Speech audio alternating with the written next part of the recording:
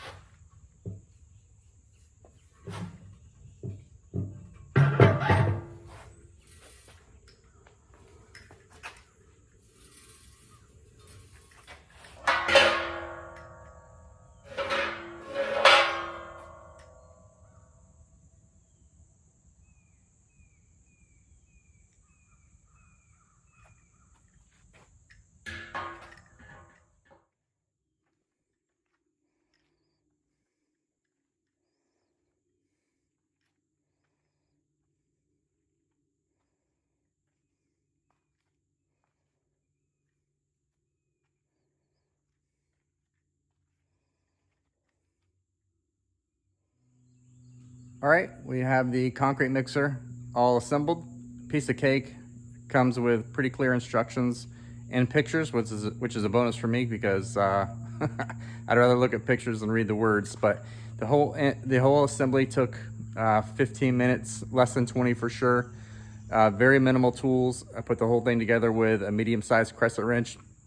Yes, I do have other tools, but I was too lazy to drive back to the shop to get them. So a crescent wrench, a screwdriver, and a pair of needle nose pliers. That was just to spread the carter pins apart on the wheels. Super easy, guys. You will need a larger screwdriver to hold onto the bolts while you tighten the nuts inside of the drum for the little spindles or whatever they're called inside the drum to turn the concrete.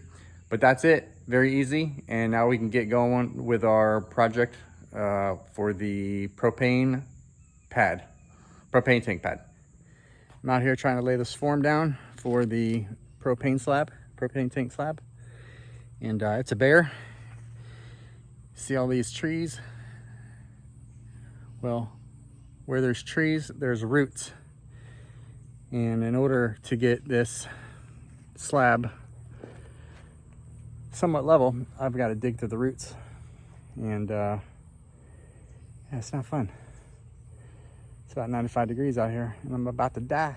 We're getting it. We're about halfway done. I still have to, I'm not really gonna dig footers per se, but I'm gonna dig around the inside perimeter.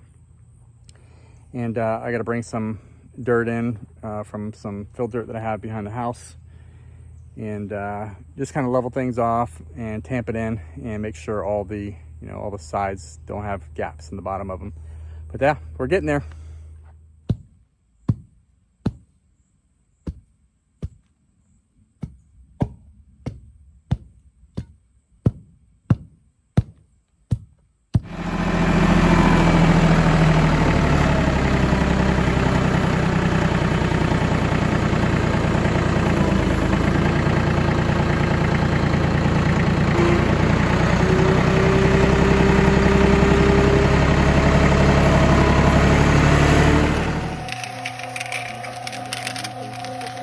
All right, this is our first time using a Ryobi mixer.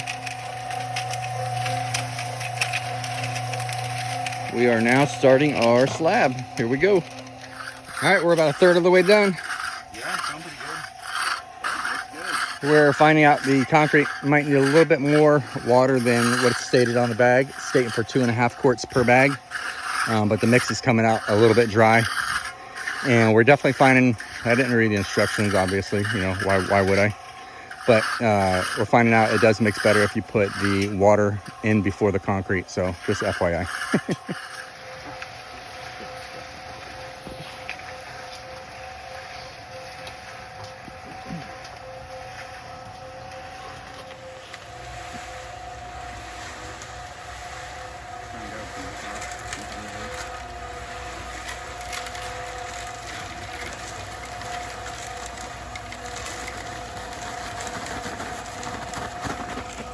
There we go.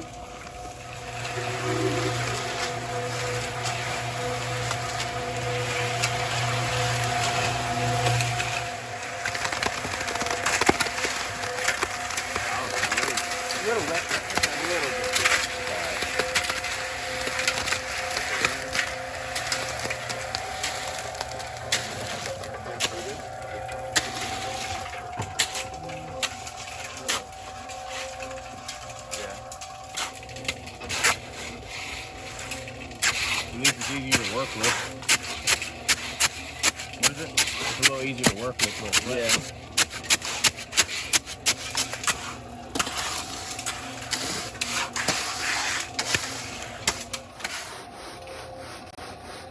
Hold it.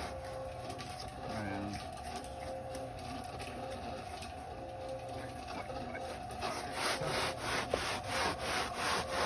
Hold it.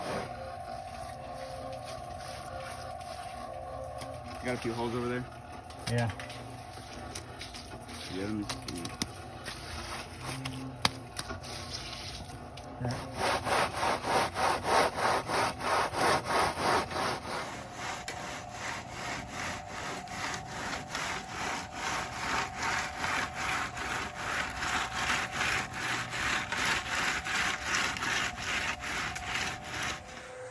All right, we're about done with the pour. Looking good. Got some awesome helpers back there. There's my son and his best friend. Huge help. All right, we're done. Gabriel's just finishing up some finish work. Christopher's over there waiting to load up some concrete. And still trying to decide if we're gonna broom finish it or not. I guess I gotta decide here in the next minute or two. Okay, so I want to give a couple thoughts about the Ryobi cement mixer that I purchased from Home Depot. First off, I really liked it. I think it was well worth the money, and it made the job go much easier and faster than using a wheelbarrow and mixing it up with a shovel. That's what I did the last time. It works for a small job, but when you get to be a little bit older, it isn't very easy on your back. So I decided to purchase the cement mixer for this job that we just did, and maybe 1 or 2 other small jobs along the way. I figured after I get done using it for a few jobs, I can, sell it for half of what I got into it and, make half my money back at least. And it would be cheaper that way than to rent one for sure. But it worked well. We had no issues. There's a couple little quirks to it that I just wanted to let you know if you were interested in thinking about buying a Ryobi cement mixer. I definitely would recommend it. However, let me switch the camera around here. So where this pivot is, once you tilt the barrel forward and the wheels butt up against your concrete form, the barrel hangs to about right here, and for some reason the angle isn't perfect, and every once in a while the concrete wouldn't make it all the way into your concrete form or where you wanted it. So after a couple tries, what we decided to do, we just kept the pin locked, and instead of having the Ryobi tilt forward, we just grabbed the two handles here and literally just butted the wheels up against the concrete form and pushed the whole cement mixer all the way over. Now, if you're doing this job by yourself, I wouldn't recommend doing that. It's really heavy and really awkward to do that. But if you got a couple extra hands like I did this morning, it definitely was a lot easier and a lot less messy and a lot less waste of product because you didn't have it spilling, you know, outside the concrete form. So that was one thing. Another thing was when you put material into the barrel, make sure you add the water first. We didn't figure out that until a barrel or two into the job. We added the water first and then the concrete, and, you know, let it mix up for a minute or two before we added more water and more concrete to it. Now, these 60-pound bags show on the back 2.5 quarts per bag. Now, I don't know if it was because, you know, we're here in Florida with the heat or the humidity, but we definitely needed a little bit more than 2.5 quarts per bag to get the consistency that we needed, and where that mixer wouldn't, you know, kind of chug. We needed a little bit more water into the mix. I think that was about it. It's the only two quirks that we had. So yeah, so other than those two things, it was well worth it. It was super easy to put together. It didn't take much at all. But that's it. I'm gonna come back here in a little bit and show you me taking the forms off the concrete and then the final product, and we're gonna get ready for our propane tank.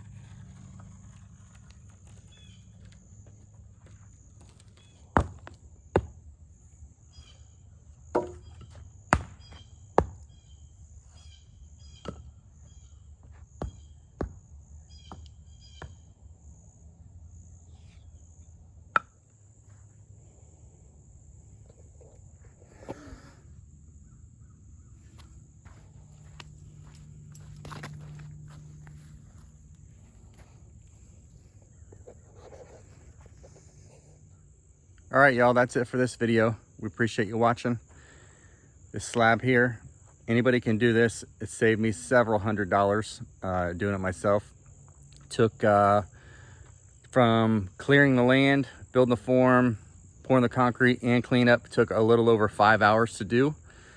44 bags. I think it's 43 and a half because one broke, but up say 44 bags to do a 6-foot by 10-foot propane tank slab. Really easy project, kind of fun. A great DIY project for a homeowner. You don't have to pay trip charges for the concrete being delivered, and, you know, some labor. You can save on some labor costs as well. And especially if you have a few jobs that you can do, so you can justify purchasing a concrete mixer like that Ryobi we did. But that's it for this one, guys. We'll try to get some video of the propane tank being delivered if I can ever find one. that doesn't cost me an arm and a leg. There's no way I'm paying $3,500, $4,000 for a 500-gallon propane tank. Just not going to do it. But my search continues for one that I can, you know, afford to get. And until then, we'll see you guys next time on the Kyle Family Homestead.